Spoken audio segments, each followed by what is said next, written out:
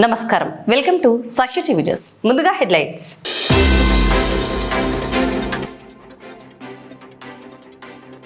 నంద్యాలలోని దారుల్ ఉలూం తొయ్యబా మద్రసాలో ఉచిత వైద్య శిబిరం.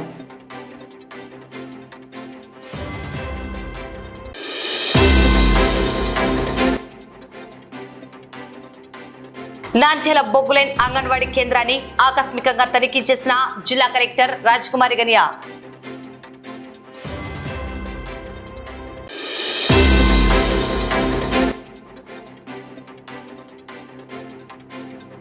పట్టణంలోని నిరాశ్రయుల ఆవాస కేంద్రాన్ని తనిఖీ చేసిన జిల్లా కలెక్టర్ రాజకుమారి గనియా.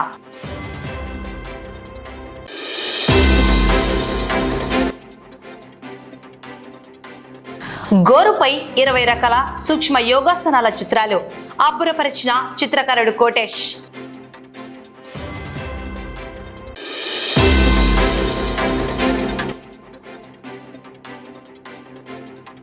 కూటమి ప్రభుత్వంలో పోలీసులు రాజకీయ తొత్తులుగా మారారు. YCP legal cell.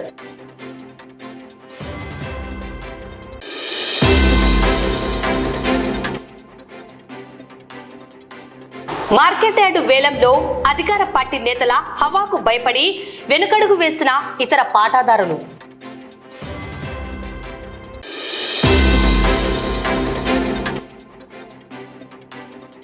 విద్యార్థిపై దాడి చేసిన తేనెటీగలు రెస్క్యూ చేసి కాపాడిన అగ్నిమాపక మరియు విపత్తు సిబ్బంది.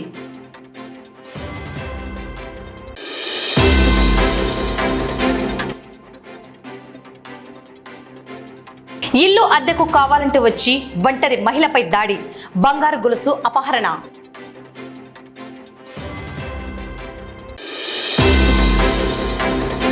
నంద్యాల పట్టణం ఆర్ఎస్ రోడ్డులో మెప్మా శైలజ సర్వీస్ సొసైటీ ఆధ్వర్యంలో నిర్వహిస్తున్న పట్టణ నిరాశ్రయుల ఆవాస కేంద్రాన్ని జిల్లా కలెక్టర్ రాజకుమారి గనియా తనిఖీ నిర్వహించారు. ఆవాస కేంద్రంలో ఉన్నవారి పరిస్థితులను జిల్లా కలెక్టర్ అడిగి తెలుసుకున్నారు. వీరి వెంట జిల్లా మెప్మా అధికారి వెంకటదాస్, ఎంఆర్ఓ శ్రీనివాసులు తదితరులు ఉన్నారు. నంద్యాల పట్టణం ఎస్ఆర్బిసి రోడ్డు కొత్త ఈద్గా వద్ద ఉన్న దారుల్ ఉలూం తొయ్యబా మదరసాలో నేడు స్టార్ చిన్నపిల్లల హాస్పిటల్ వైద్యులు కార్తికేయన్ ఉచిత వైద్య శిబిరం నిర్వహించి విద్యార్థులకు వైద్య పరీక్షలను నిర్వహించి అవసరమైన వారికి ఉచితంగా మందులను పంపిణీ చేశారు. ఈ సందర్భంగా మదరసా నిర్వాహకులు డాక్టర్ కార్తికేయన్ సేవలను కొనియాడుతూ ప్రత్యేక ధన్యవాదాలు తెలియజేశారు. ఇటువంటి మరిన్ని ఉచిత వైద్య శిబిరాలు నిర్వహించడం జరుగుతుందని వైద్యులు పేర్కొన్నారు. కార్యక్రమంలో వైద్య సిబ్బంది, మదరసా సభ్యులు, ఉపాధ్యాయులు పాల్గొన్నారు. ఈరోజు మన నంద్యాలలో ఉన్న మదర్సా తోయబాలో మనం మెగా వైద్య శిబిరం కండక్ట్ చేశాము. స్టార్ చిన్నపిల్లల ఆసుపత్రి తరపు నుంచి డాక్టర్ కార్తికేయన్, నేను పీడియాట్రిక్ డాక్టర్ని. ఇక్కడ ఉన్న అనేక మంది పిల్లలకి వాళ్ళ ఆరోగ్య సమస్యలు తెలుసుకొని వాళ్ళకి ప్రత్యేకమైన ట్రీట్మెంట్ ఇచ్చి వాళ్ళకి కావాల్సిన మందులు అవన్నీ ఇవ్వడం జరిగింది.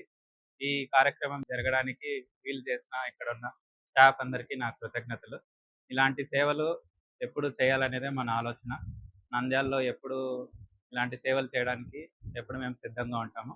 థ్యాంక్ యూ అండి ఆపర్చునిటీ. ఈరోజు మా మద్రసా దారుల్ తయ్యిబా నంద్యాల్ అనే మద్రసాలో నంద్యాలకు చెందిన మన సార్ డాక్టర్ కార్తికేయన్ కుమ్మతి సార్ వారు చిల్డ్రన్స్ స్పెషలిస్ట్ రావడం జరిగింది.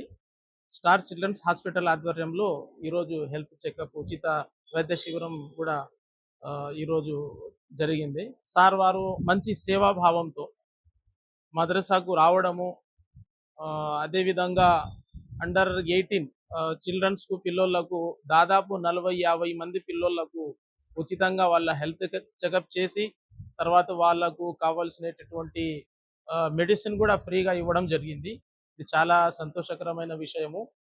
ఇక్కడ అనేక మంది పిల్లలు ఎక్కువగా దాదాపు పూర్ ఫ్యామిలీస్, స్లమ్ ఏరియాస్ నుంచి వచ్చేటటువంటి చాలా మంది పిల్లలు ఉన్నారు. వాళ్లకు దగ్గర తీసుకొని వాళ్లకు చాలా మంచి సేవాభావంతో హెల్త్ చెకప్ కూడా చేసినారు, మందులు కూడా ఇచ్చిండ్రు. కనుక మేము సార్కు చాలా అభినందిస్తున్నాము. చాలా సంతోషకరమైన విషయము. అదేవిధంగా ఇక్కడ ఉండేటటువంటి అందరూ స్టాఫ్ కూడా సార్ వారికి కృతజ్ఞతలు తెలియజేసుకుంటున్నాము. అదేవిధంగా మన నంద్యాల ప్రజలు కూడా ఇటువంటి సేవాభావం కలిగినటువంటి వైద్యులకు, డాక్టర్లకు అభినందించి వాళ్లకు వచ్చేసి వాళ్ళకు ఇంకా వాళ్ళ అభివృద్ధి గురించి ఆలోచించడం మన జిమ్మెదారి అని కూడా అనుకుంటున్నాను. కాబట్టి సారుకు మనస్ఫూర్తిగా మేమందరము కృతజ్ఞతలు తెలియజేసుకుంటున్నాం. ప్రపంచ యోగా దినోత్సవాన్ని పురస్కరించుకుని నంద్యాల జిల్లాకు చెందిన ప్రముఖ చిత్రకారుడు కళారత్న చింతలపల్లె కోటేష్ తన వినూత్న కళాఖండంతో అందరినీ అబ్బురపరిచారు. తన బొటనవేలి గోరుపై మైక్రో పెన్ను సహాయంతో ఏకంగా 20 రకాల సూక్ష్మ యోగాసనాల చిత్రాలను కేవలం 10 నిమిషాల వ్యవధిలోనే 20 రకాల సూక్ష్మ యోగాసనాల చిత్రాలను వేసి తన అద్భుత ప్రతిభను చాటుకున్నారు. ఈ సూక్ష్మ చిత్రాలు చూసే వీక్షకులను ఎంతగానో ఆకట్టుకుంటున్నాయి. అంతర్జాతీయ యోగా దినోత్సవం పురస్కరించుకుని వినూత్నంగా గోరు మీద అంటే బొట్టన వేలు గోరు మీద 20 సూక్ష్మ యోగాసన చిత్రాలు వేశారు. ఈ చిత్రం కేవలం 10 నిమిషాల వ్యవధిలో వేశాను. ప్రతిరోజు యోగా చేయడం వలన శారీరకంగా మానసికంగా బాగుంటుంది, జీవన విధానం కూడా బాగుంటుంది, మెరుగైన జీవన విధానం ఉంటుంది. ధ్యానం, ప్రాణాయామం, యోగాసనాలు, సూర్య నమస్కారాలు ఇవన్నీ యోగాకు సంబంధించినవి. యోగా వల్ల ఎన్నో ప్రయోజనాలు ఉన్నాయి. మానసిక ఒత్తిడి జయించవచ్చు, మనిషి ప్రశాంతంగా జీవించవచ్చు. కండరాల నొప్పులు, కీళ్ళ నొప్పులు, మోకాల నొప్పులు ఇటువంటి దీర్ఘకాలిక వ్యాధులన్నీ యోగా ద్వారా అరికట్టవచ్చు. అలాగే ధ్యానం, ప్రాణాయామం వలన శ్వాసకోశ వ్యాధుల నుంచి అరికట్టవచ్చు. మానసిక ప్రశాంతత ఉంటుంది, హాయిగా నిద్ర వస్తుంది, ఆరోగ్యంగా ఉంటారు. ఎన్నో ప్రయోజనాలు ఉన్న యోగాను దినచర్యలో భాగంగా చేర్చుకోండి. ఆనందంగా ఉండండి, ఆరోగ్యంగా ఉండండి. ముఖ్యంగా ఈ యోగా చేసేవారు శిక్షణ ద్వారా తీసుకుంటే ఇంకా బాగుంటుంది. గురువు దగ్గర తీసుకొని చేస్తే ఇంకా బాగుంటుంది. ఎందుకంటే స్థూలకాయలు కొన్ని పెద్ద బరువున్న వాళ్ళు వేయలేరు యోగాను. కాబట్టి దాన్ని ఒక గురువు ద్వారా తీసుకుంటే ఇంకా చాలా బాగుంటుంది. ప్రతి ఒక్కరు యోగా చేయండి, ఆనందంగా ఉండండి. రాష్ట్రంలో అధికారంలో ఉన్న కూటమి ప్రభుత్వంలో పోలీసులు రాజకీయ తొత్తులుగా మారారని నంద్యాల లీగల్ సెల్ నాయకులు సంచలన వ్యాఖ్యలు చేశారు. శనివారం నంద్యాలలోని స్థానిక వైసీపీ కార్యాలయంలో మాజీ ముఖ్యమంత్రి వైఎస్ జగన్మోహన్ రెడ్డి ఆదేశాల మేరకు మాజీ ఎమ్మెల్యే శిల్పా రవిచంద్ర కిషోర్ రెడ్డి ఆధ్వర్యంలో వైసీపీ లీగల్ సెల్ ప్రతినిధుల సమావేశం నిర్వహించడం జరిగింది. సమావేశంలో నంద్యాల జిల్లా లీగల్ సెల్ అధ్యక్షుడు రామసుబ్బయ్య, నంద్యాల అధ్యక్షుడు ప్రతాప్ రెడ్డి, రాష్ట్ర joint secretary Srinivasulu, state official spokes person Thimma Reddy, RTA Nandyal assembly wing అధ్యక్షుడు కృష్ణారెడ్డి, గ్రీవెన్స్ సెల్ అసెంబ్లీ అధ్యక్షుడు వివేకానందరెడ్డి, జిల్లా జనరల్ సెక్రటరీ జగన్మోహన్ రెడ్డి, సాయిరం రెడ్డి, మధాని, సోహెల్ రాణా, ద్వారకానాథ్, శరత్, రామాంజనేయులు, వసంతరెడ్డి, సుబ్బయ్య తదితరులు పాల్గొన్నారు. ఈ సందర్భంగా నంద్యాల వైసీపీ లీగల్ సెల్ నాయకులు మాట్లాడుతూ రాష్ట్రంలో కూటమి ప్రభుత్వంలో అరాచకాలు, దౌర్జన్యాలు, సోషల్ మీడియా యాక్టివిటీలపై వైసీపీ నాయకులు, కార్యకర్తలపై అనవసర కేసులు నమోదు చేస్తూ తీవ్ర ఇబ్బందులకు గురి చేస్తున్నారని ఆరోపించారు. సమాజంలో పోలీసుల పాత్ర అత్యంత ప్రధానమైనదని, అయితే నేడు కూటమి ప్రభుత్వంలో వారు రాజకీయ తొత్తులుగా మారారని సంచలన వ్యాఖ్యలు చేశారు. ఇటీవల కృష్ణలంక పోలీస్ స్టేషన్లో కృష్ణవంశీ అనే యువకుణ్ణి లాకప్ డెత్ జరిగిన ఘటన రాష్ట్రంలో సంచలనంగా మారింది. పోలీసుల చర్యలను తీవ్రంగా ఖండిస్తున్నామన్నారు. మాజీ ముఖ్యమంత్రి వైఎస్ జగన్మోహన్ రెడ్డి వెళ్లి మృతుని కుటుంబ సభ్యులను కలిసి పరామర్శించి కృష్ణవంశీ లాకప్ డెత్ గురించి తెలుసుకోవడం జరిగిందని, అంతవరకు కనీసం స్పందించని పోలీసులు నేడు కృష్ణలంక సిఐపై కేసు నమోదు చేశారన్నారు. పోలీసు వ్యవస్థ రాష్ట్రంలో నిర్వీర్యం అయిందని విమర్శించారు. రాష్ట్రంలో మంత్రులు ఉన్నా అందరినీ కేవలం మంత్రి లోకేష్ నియంత్రించడం జరుగుతుందని, వారు పేరుకు మాత్రమే మంత్రులన్నారు. జూనియర్ న్యాయవాదుల విషయంలో నాడు వైసీపీ ప్రభుత్వం 5,000 రూపాయలను ఇవ్వడం జరిగిందని, అయితే ఎన్నికల సందర్భంగా జూనియర్ న్యాయవాదులకు నెలకు 10,000 రూపాయలు ఇస్తానని నమ్మించి నేటికి ఇవ్వలేదని మోసం చేశారని విమర్శించారు. రాష్ట్ర ప్రజలకు ఇచ్చిన వాగ్దానాలను, హామీలను నెరవేర్చలేదని పేర్కొన్నారు. డిఎస్సి నియామకాల్లో మోసాలు, రైతులకు అన్యాయం చేశారని పేర్కొన్నారు. రాష్ట్రంలో అభివృద్ధి, సంక్షేమం లేదని, కేవలం వైసీపీ నాయకులను, కార్యకర్తలను ఇబ్బందులకు గురి చేయడమే పనిగా పెట్టుకున్నారని ఎద్దేవా చేశారు. రాష్ట్రంలో రెడ్ బుక్ రాజ్యాంగం నడుస్తున్నదని విమర్శించారు. ఇప్పటికైనా రాష్ట్ర ప్రజలకు ఇచ్చిన హామీలను నెరవేర్చాలని వారు డిమాండ్ చేశారు. ఈరోజు ప్రధానంగా YSR legal cell advocates wing గురించి మేము సమావేశమైనాం. ఈ సమావేశం సందర్భంగా ప్రెస్ మీట్ కూడా పెట్టడం జరిగింది. దీని ముఖ్య ఉద్దేశం ఏంటంటే, ఈరోజు చంద్రబాబు నాయుడు గవర్నమెంటు, కూటమి గవర్నమెంటు ఏర్పడి 2 సంవత్సరాలు దాటింది. ఈ 2 సంవత్సరాలలో ప్రభుత్వం యొక్క వైఫల్యాలు, ప్రభుత్వం ప్రజలకు చేసినటువంటి అన్యాయం, వీటిని ఒకసారి ప్రజల దృష్టికి తీసుకుపోవాలనే ఉద్దేశము. దాంతో ప్రధానంగా నిన్న 50 రోజుల కిందటి నుంచి మంచి పోరాటం జరుగుతుంది. ఏంటంటే, విజయవాడలో కృష్ణలంక పోలీస్ స్టేషన్లో కృష్ణవంశీ అనే అబ్బాయిని లాకప్ డెత్ చేయడం జరిగింది. ఆ లాకప్ డెత్ విషయం మీద 50 రోజుల నుంచి ఆ అబ్బాయి మదర్ కానీ వాళ్ళ బంధువులు కానీ పోలీస్ స్టేషన్ పోతే కనీసం ఆచూకీ కూడా చెప్పకుండా వాళ్ళను నిర్లక్ష్యంగా మాట్లాడుతూ చంపేసినాము, ఫోటో వేసుకోకండి అని చెప్పడము, అట్లా పోలీసులు ఇబ్బంది కలిగించారు. మేము పోలీసులను ఎప్పుడూ గౌరవిస్తాము. ఈరోజు సమాజంలో పోలీసులు యొక్క పాత్ర చాలా ఎక్కువ ఉంటుంది. ఈ సమాజంలో, ఈ సంఘంలో ప్రజలకు అంతో ఇంతో భయం లేకుండా ఉన్నారంటే పోలీసు వ్యవస్థనే. అయితే ఈ రోజునటువంటి పరిపాలనలో, ఈ రోజునటువంటి చంద్రబాబు నాయుడు పాలనలో పోలీసులు పూర్తిగా రాజకీయ నాయకుల యొక్క తొత్తులుగా తయారయ్యి, పోలీసులు రాజకీయ నాయకులు చెప్పినట్లుగానే ఈరోజు కేసులు పెట్టడం కానీ, దౌర్జన్యం చేయడం కానీ, అనవసరమైనటువంటి జిల్లా తిప్పుతూ కేసులు పెడుతున్నారు కార్యకర్తల పైన. ఈరోజు ఈ లాకప్ డెత్లో ఆ అబ్బాయిని చంపిన విషయంలో వాళ్ళ మదర్ పోయి, నా కొడుకు యొక్క బాడీని అప్పచెప్పండి, లేదంటే కనీసం బూడిదని అప్పచెప్పండి అంటూ కూడా కనీసం స్పందించలేని పరిస్థితి.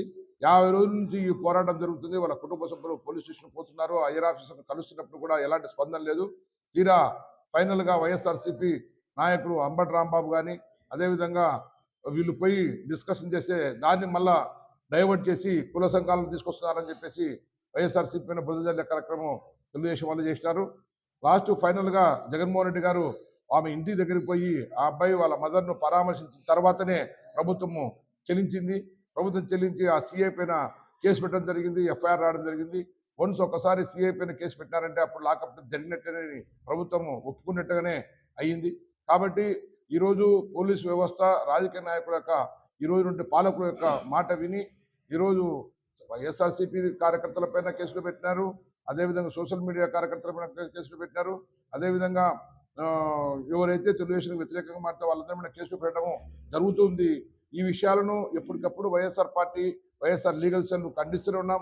అదేవిధంగా వైఎస్ఆర్ లీగల్ సెల్ వాళ్ళకు ఎప్పటికప్పుడు పోలీస్ స్టేషన్కి పోయి వాళ్ళ ఎస్ఎల్తో మాట్లాడి అదేవిధంగా కోర్టులో బెయిల్ పెట్టడం జరుగుతుంది.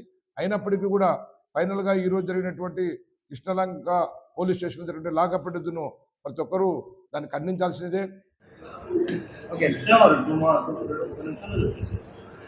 గత 2 సంవత్సరాలుగా ఈ కూటమి ప్రభుత్వం చేసిన అరాచకాల గురించి పార్టీ ఆదేశాల మేరకు ఈరోజు వైఎస్ఆర్సీపీ లీగల్ సెల్ ఆధ్వర్యంలో ఈ ప్రెస్ మీట్ ఏర్పాటు చేయడం జరిగింది. ప్రస్తుత కూటమి పరిస్థితి ఎలాగుందంటే, వాళ్ళు ఇచ్చిన హామీలు ఏవి నెరవేర్చకపోగా అరాచక రెడ్ బుక్ రాజ్యాంగం నడుపుతున్నారు. ఎందుకంటే సోషల్ మీడియాలో పోస్టింగ్లు పెట్టినా కేసులే, ఎవరన్నా వాళ్ళ గురించి వాళ్ళు వాళ్ళని ప్రోగ్రామ్ చేయడం లేదు, వాళ్ళ అమలు కావడం లేదు, వాళ్ళు ఇచ్చిన హామీల అమలు కూడా కేసులే. ఇలా ఎలా ఉందంటే, అచ్చెన్నాయుడు గారు చెప్పారు, పచ్చబొట్టు బిల్లు పెట్టుకొని పోతే మా వాళ్ళకి పనిచేయాలని. ఏకంగా ఇప్పుడు ఎంప్లాయీస్ ఎలా ఉన్నారంటే, కూటమి ప్రభుత్వంలో వాళ్ళే పచ్చబొట్లు పెట్టుకొని తయారైనారు. కార్యకర్త పెట్టుకోవాల్సిన పని లేదు, వాళ్ళే పచ్చబొట్లు పెట్టుకొని వాళ్ళకు హామీలు ఇచ్చేసి పనులు చేసి పెడుతున్నారు. దీంట్లో పోలీస్ వ్యవస్థ అయితే పూర్తిగా నిర్వీర్యం అయిపోయింది. ఈ మధ్యకాలంలో సాయికృష్ణ అనే వ్యక్తి లాకప్ డెత్ గురించి అయితే, ఆయన అయితే మా కార్యకర్త కూడా కాదు, మరి మీ కుటుంబం చెందిన కార్యకర్తనే. వాళ్ళ అమ్మవారు హైకోర్టులో ఎర్పస్ కాంపిటీషన్ పిటిషన్ వేసేంత వరకు మీ నుంచి ఎలాంటి రెస్పాన్స్ లేదు. పత్రికలు కూడా కూస్తున్నాయి, ఆ అబ్బాయి కనపడడం లేదని చెప్పేసి, ఆయన మీ నుంచి రెస్పాన్స్ లేదు. ప్రతిరోజు వైఎస్ఆర్సీపీకి చెందిన నాయకులందరూ ఆ అబ్బాయికి న్యాయం జరగాలి ఎంత మొత్తుకుంటున్నా ఉపయోగం లేదు.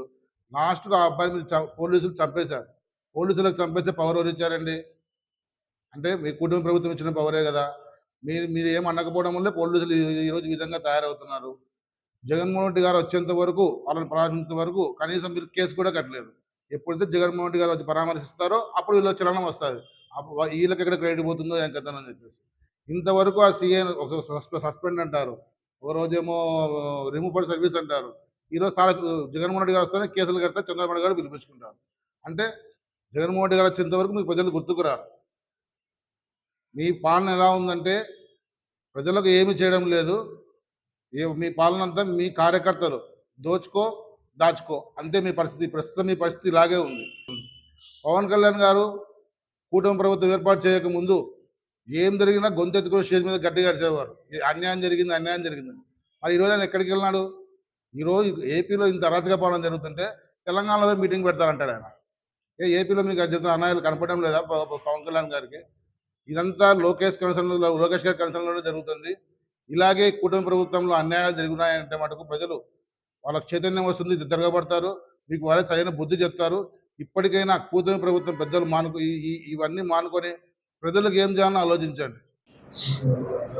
ఈరోజు నంద్యాలలో మా లీగల్ సెల్ తరఫున ఈ ప్రెస్ మీట్ ఏర్పాటు చేయడం జరిగింది. జగన్మోహన్ రెడ్డి గారు సాయకృష్ణ ఇంటికి వెళ్ళి వాళ్ళ తల్లిని పరామర్శించేంత వరకు ప్రభుత్వంలో చెల్లం రాలేదు అంటే వాళ్ళు ఎంత తప్పులు చేస్తున్నారనేది బహిరంగంగా అందరికీ తెలిసిన విషయమే.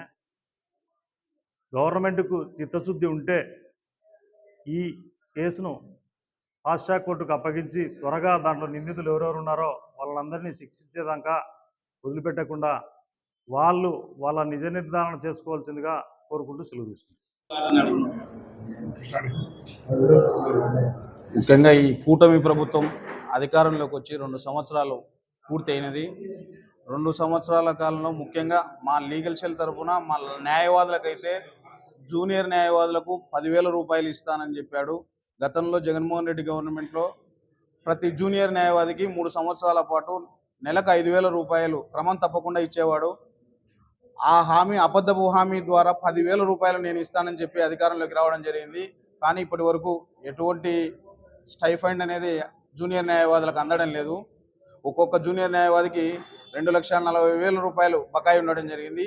అలాగే మొన్న సాయి కృష్ణ లాకప్ డెత్ విషయంలో వైఎస్ఆర్సీపీ లీడర్సు ఫోటోసు రిలీజ్ చేసేంత వరకు కూడా ఈ కార్యక్రమంని వాళ్ళ తల్లి ఎంత పోరాడినా ఏం చేసినా వాళ్ళ బంధువులు అందరూ ఎన్ని స్టేషన్ల చుట్టూరు తిరిగి డీజీపీ ఆఫీసుల చుట్టూరు తిరిగినా న్యాయం దొరకలేదు. ఎప్పుడైతే ఈ ఫోటోస్ రిలీజ్ చేసి మా జగన్మోహన్ రెడ్డి గారు ఎప్పుడైతే ఆమెను పరామర్శించడం జరిగిందో అప్పటి నుంచి ఈ పోలీసు బాడీలో ఈ కూటమి ప్రభుత్వంలో కదలిక మొదలైంది. తర్వాత చంద్రబాబు నాయుడు గారు కూడా ఆమెను పిలిపించుకొని సముదాయించడం జరిగింది. ఏది ఏమైనా పోలీసు వాళ్ళు కేసు కట్టొచ్చు, కానీ ఇటువంటి క్రూరంగా వాళ్ళను కొట్టడం, గోర్లు బీకడం, ఇటువంటి ఫోటోలు రిలీజ్ చేయడం జరిగింది. ప్రెస్ల ద్వారానే మనం అందరం చూసాము.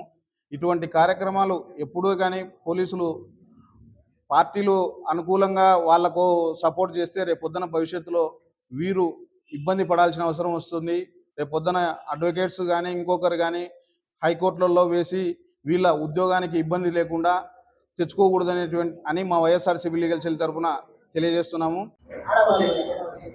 అందరికీ నమస్కారం. ఈరోజు నంద్యాల వైఎస్ఆర్సీపీ లీగల్ సెల్ ఆధ్వర్యంలో ప్రెస్ మీట్ ఏర్పాటు చేయడం జరిగినది. ఈ యొక్క ప్రెస్ మీట్ యొక్క ముఖ్య ఉద్దేశం ఏమంటే, రాష్ట్రంలో ఎక్కడ చూసినా అరాచకాలు ఎక్కువైపోయినాయి. ఎక్కడ చూసినా వైఎస్ఆర్సీపీ కార్యకర్తల పైన కేసులు వేయడము, సోషల్ మీడియా యాక్టివిస్టుల పైన కేసులు వేయడము, అదేవిధంగా ఎస్సీ ఎస్టీ బీసీ మైనార్టీల పైన దాడులు జరగడము, వాళ్ళను లాకప్ జప్తి చేయడం, ఇలాంటి ఎన్నో విషయాలు జరుగుతున్నాయి రాష్ట్రంలో. దానికి ఉద్దేశించి ఈరోజు పార్టీ కార్యాలయం నుంచి ఆదేశాలు ఇవ్వడం జరిగినది. ప్రెస్ మీట్ పెట్టండి, ఖండించండి అన్నట్టు. సో దానిలో భాగమే ఈరోజు ఇక్కడ ఒక ప్రెస్ మీట్ పెట్టడం జరుగుతుంది. మనం చూసుకుంటే ఏ సమస్య వచ్చినా కానీ స్టార్టింగ్లో ప్రభుత్వం ఎప్పుడు స్పందించట్లేదు. రాష్ట్రంలో ఏ సమస్య వచ్చినా కానీ స్వయంగా చంద్రబాబు నాయుడు అయినా కానీ కూటమి ప్రభుత్వం అయినా కానీ ఎప్పుడు స్పందించిన పాపానే పోలేదు. ఎప్పుడైతే ఆ సమస్య పైన జగన్మోహన్ రెడ్డి గారి వాయిస్ వస్తుందో అప్పుడు ప్రభుత్వం స్పందిస్తుంది. అంటే జనాలకు జగన్మోహన్ రెడ్డి గారు అంటే ఒక జనతా క్యారెక్టర్ లెక్క కనిపిస్తుంది. జనతా క్యారెక్టర్ మూవీలో ఎన్టీఆర్ గారు, మోహన్ లాల్ గారు ఏ విధంగా ఉన్నారో రాష్ట్రానికి ఇప్పుడు జగన్మోహన్ రెడ్డి గారు కూడా ఆ విధంగా కనిపిస్తున్నారు. జగన్మోహన్ రెడ్డి గారు ఎప్పుడైతే స్పందిస్తారో ప్రభుత్వానికి అప్పుడు ప్రజలు గుర్తుకొస్తున్నారు. లేదు మేము న్యాయం చేస్తామంటున్నారు. అంటే వీళ్ళకు ప్రజల పైన కన్నా జగన్మోహన్ రెడ్డి భయం వస్తుంది. జగన్ అంటేనే వాళ్ళకు భయం పుడుతుంది. ఆ విధంగా ఉంది. మనం చూసుకుంటే లీగల్ పరంగా మనం చూసుకుంటే న్యాయవాదుల గురించి మనం మాట్లాడుకుంటే జూనియర్ న్యాయవాదులకు ఈ కూటమి ప్రభుత్వము ఎన్నికలకు ముందు 10,000 రూపాయలు స్టేఫన్ ఇస్తామని హామీ ఇవ్వడం జరిగింది. అధికారంలో వచ్చి 2 ఏళ్ళైనా కానీ ఇప్పటి వరకు ₹1 కూడా జూనియర్ న్యాయవాదులకు ₹1 కూడా వాళ్ళు ఇచ్చిన పాపాన పోలేదు. అదే మనం చూసుకుంటే గత ప్రభుత్వంలో జగన్ అన్న గారు జూనియర్ న్యాయవాదులకు 5,000 రూపాయలు ఇచ్చేవారు. ఎందుకంటే జూనియర్ న్యాయవాదులకు ఎక్కువ కేసులు ఉండవు, వాళ్లకు ఏదో ఒక ఖర్చుల కోసం ఇవ్వాలన్న ఒక గొప్ప ఉద్దేశంతో, మంచి ఉద్దేశంతో జగన్ అన్న గారు డబ్బులు ఇవ్వడం జరిగినది, స్టేఫన్ ఇవ్వడం జరిగినది. ఇప్పుడు ఈ కూటమి ప్రభుత్వము 2 ఏళ్ళు అయ్యి అధికారంలోకి వచ్చినా కానీ ₹1 కూడా ఇవ్వలేదు. ఒక్కొక్క జూనియర్ న్యాయవాదికి ఇప్పటికీ ₹2,40,000 బాకీ ఉంది ఈ ప్రభుత్వం. మేము ఒకటే కోరుతున్నాము, జూనియర్ న్యాయవాదులకు ఆదుకోండి. ఈ వృత్తి ఏదైతే ఉందో జూనియర్ న్యాయవాదులు ఈ న్యాయ వృత్తిలో రావాలంటే వాళ్ళకు తోడ్పాటు ఇవ్వాలి. సో కాబట్టి ప్రభుత్వాన్ని ఒకటే కోరుతున్నాము, ఎంత త్వరగా అయితే అంత త్వరగా జూనియర్ న్యాయవాదులకు మీరు ఆదుకోవాలి. ఈరోజు మనం గమనించినట్లయితే ఏ పథకాన్ని కూడా ఈయన పూర్తి స్థాయిలో అమలు చేయలేదు. దానికి తోడు వైఎస్ఆర్ కాంగ్రెస్ పార్టీ హయాంలో 5 సంవత్సరాల్లో చేసినటువంటి అప్పును ఈయన 2 సంవత్సరాలను చేసినాడు.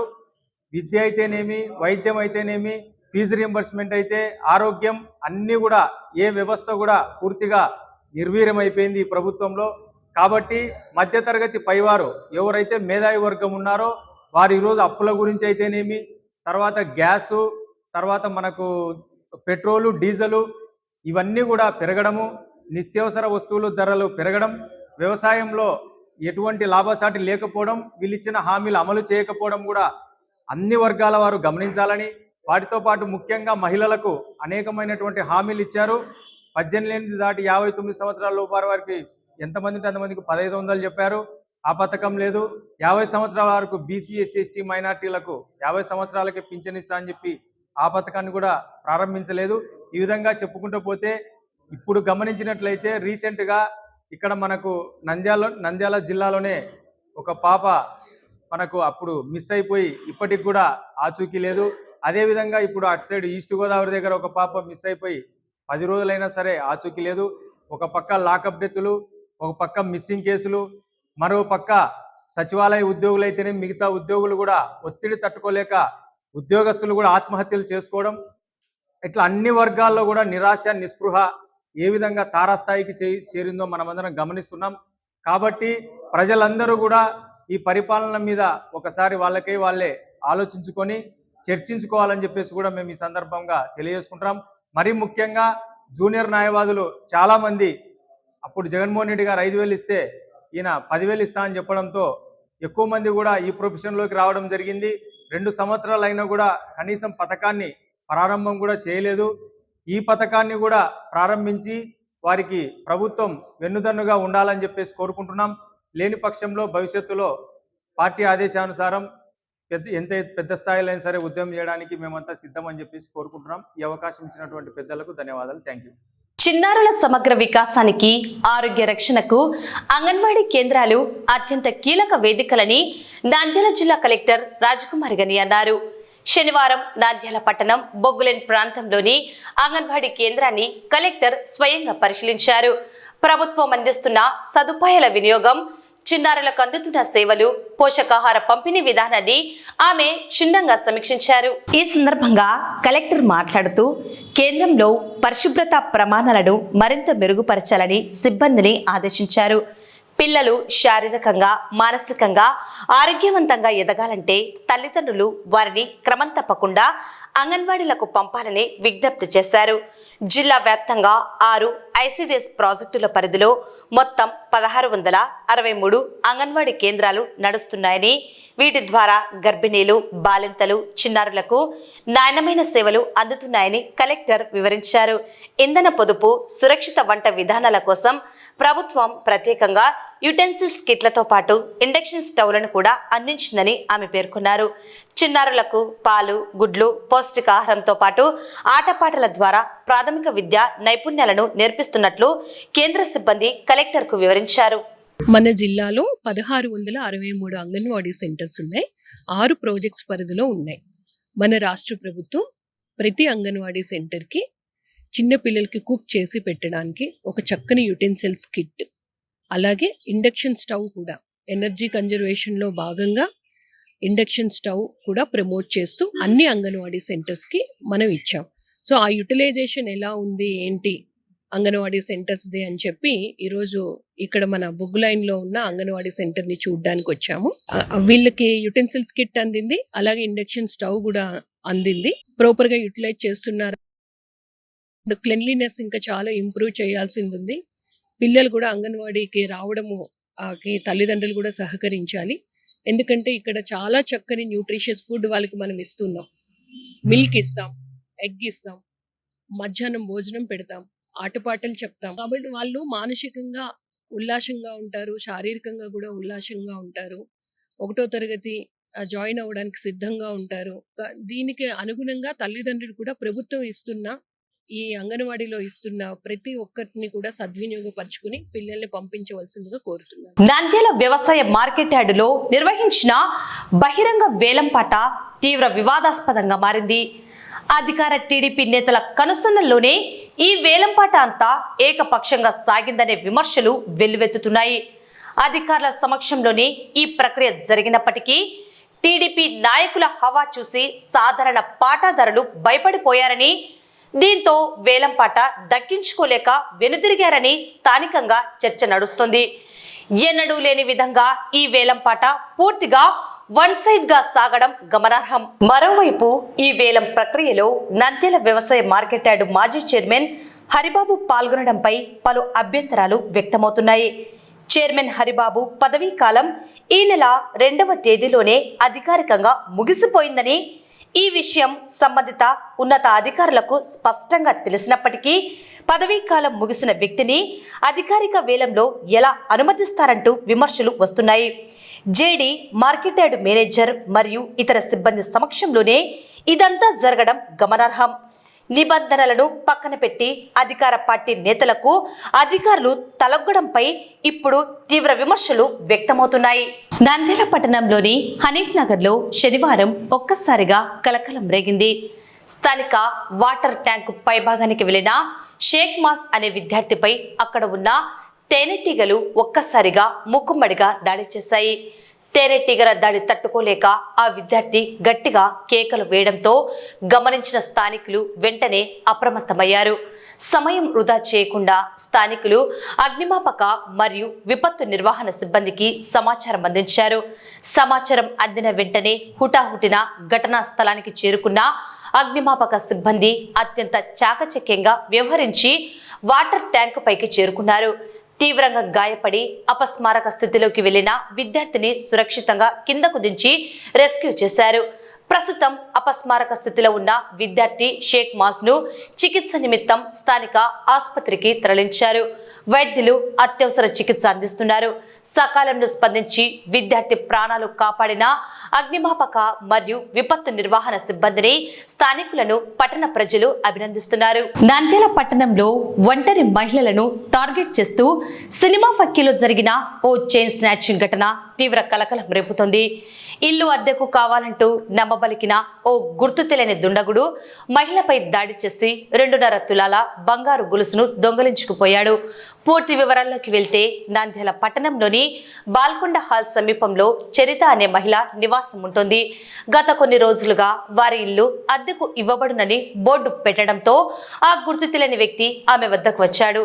ఇల్లు బాడుగకు కావాలని నమ్మించి మాట్లాడిన ఆ వ్యక్తి నమ్మపలికి ఇంటి తాళాలు కూడా తీసుకొని ఇంటిని చూసి మరుసటి రోజు వస్తానని చెప్పి అక్కడి నుంచి వెళ్లిపోయాడు. అయితే చెప్పినట్లుగానే మరుసటి రోజు మధ్యాహ్నం చరిత ఇంటికి వచ్చిన ఆ గుర్తు తెలియని వ్యక్తి తాగేందుకు కొన్ని నీళ్లు కావాలంటూ ఆమెను అడిగాడు. మానవత్వంతో ఆమె నీళ్లు తెచ్చేందుకు వెళ్ళగా ఇదే అదనుగా భావించిన ఆ దుండగుడు ఒక్కసారిగా ఇంట్లోకి చొరబడ్డాడు. చరితపై దాడి చేసి ఆమె మెడలో ఉన్న 2.5 తులాల బంగారు చైన్ను బలవంతంగా తెంచుకొని అక్కడి నుంచి క్షణాల వ్యవధిలో పరారయ్యాడు. బాధిత మహిళ ఇచ్చిన ఫిర్యాదు మేరకు ఘటనా స్థలానికి చేరుకున్న నంద్యాల పట్టణ పోలీసులు కేసు నమోదు చేసుకున్నారు. నిందితుడి కోసం గాలింపు చర్యలు చేపట్టారు. ఇల్లు అద్దెకు ఇచ్చేటప్పుడు గుర్తు తెలియని వ్యక్తులు ఇంటికి వచ్చినప్పుడు ప్రజలు అప్రమత్తంగా ఉండాలని పోలీసులు సూచిస్తున్నారు. నా పేరు ఎం చరిత. మా ఇంటికి ఒక అతను వచ్చి ఇల్లు చూస్తా అని వచ్చినాడు నిన్న. అతని పేరు నాకు తెలీదు, నేను అడగలేదు. నేను లోపలికి పోయి తాళం వేసుకొని మాట్లాడినా. పైన ఇల్లు అని చెప్పి తాళం ఇచ్చేసిన. నిన్న చూసి పోయినాడు. రేపు సాయంత్రం మా వాళ్ళని తోలుకొని వస్తా, నేను మా ఆవిడని తోలుకొని వస్తా అని చెప్పినాడు. సాయంత్రం రాలే కానీ ఈ రోజు మళ్ళీ 3 గంటలకు వచ్చి తాళం తీసుకొని మా వాళ్ళు వస్తున్నారని ఫోన్ మాట్లాడి నీళ్ళు అడిగినాడు. నీళ్ళు ఒకసారి ఇచ్చిన, మళ్ళీ తాళం వేసుకొని లోపల నుంచి మాట్లాడినా. మీ ఆయన ఏం చేస్తాడంటే బ్యాంకులో అప్రవేజర్ అని చెప్పిన తర్వాత మీరేం చేస్తున్నారు అన్న, ఏంటోళ్ళు మీరు ముస్లిమ్సా అని అడిగితే కాదక్క వడ్డేళ్ళం మేము అని చెప్పినాడు. మీరెక్కడ ఉంటారన్న అంటే ఇక్కడే ఆత్మకూరు బస్ స్టాండ్ లో బజ్జీలు వడలు వేస్తుంటాం అని చెప్పినాడు. తర్వాత నేను లోపలికి పోయి తాళం వేసుకొని ఆయన ఫోన్ మాట్లాడుతున్నాడు. మీరు ఇంకా ఎక్కడ ఉన్నారు, ఏం కథ, ఇంకా రాలే, ఏం చేస్తున్నారు అని అడిగినాడు. ఫోన్లో అడిగినది విన్న తర్వాత మళ్ళీ నీళ్ళు అడిగినాడు. 10 నిమిషాల తర్వాత నీళ్ళు అడిగితే మళ్ళీ తీసుకొని వచ్చే లోపల బయట వాకిట్లోనే ఉన్నాడు. నేను తాళం తీసి ఇచ్చి అక్క మా వాళ్ళు ఇంకా రాలే, కనకలేకుంటున్నారు, తీసుకో అని ఇచ్చే వరకు చెమ్ము నేను తీసుకోనికే బయటకు వచ్చే వరకు ఇంట్లోకి కాలు అడుగు పెట్టి నన్ను పట్టుకొని దొబ్బి కింద చైన్ గుంజుకొని పోయినాడు. 2.5 మంచి బాగా 45-50 ఏళ్ళు ఉంటాయి. ఒక మాదిరిగా ఉంటాడు, ఒక్కడే వచ్చినాడు. పడేకుంటారు, ఎవరు లేరు. అడిచిన పక్కన వేరే ఆమె బాడెక్కుంటది, పుష్పక అని గట్టిగా అడిచే వరకు వాడు భయపడి ఇంకా తీసుకొని గుంజుకొని పోయినాడు. వార్తలు ముగించే ముందు ముఖ్యాంశాలు మరోసారి.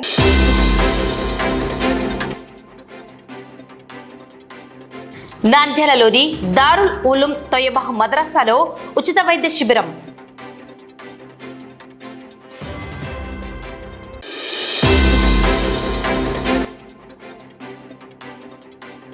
నంద్యాల బొగ్గులైన్ అంగన్వాడీ కేంద్రాన్ని ఆకస్మికంగా తనిఖీ చేసిన జిల్లా కలెక్టర్ రాజకుమారి గనియా.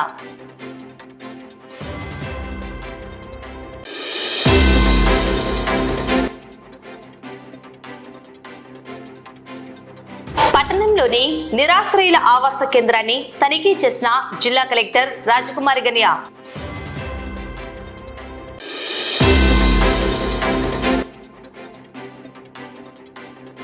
గోరుపై 20 రకాల సూక్ష్మ యోగాసనాల చిత్రాలు అబ్బురపరిచిన చిత్రకారుడు కోటేష్.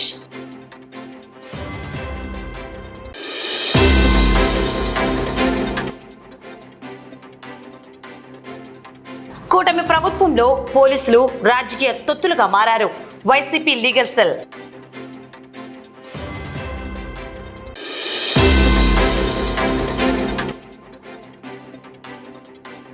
మార్కెట్ యార్డు వేలంలో అధికార పార్టీ నేతల హవాకు భయపడి వెనుకడుగు వేసిన ఇతర పాటాదారులు.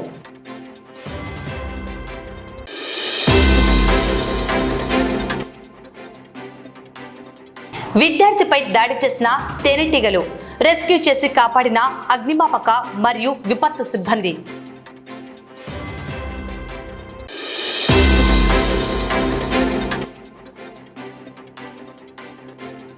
ఇల్లు అద్దెకు కావాలంటూ వచ్చి ఒంటరి మహిళపై దాడి, బంగారు గొలుసు అపహరణ.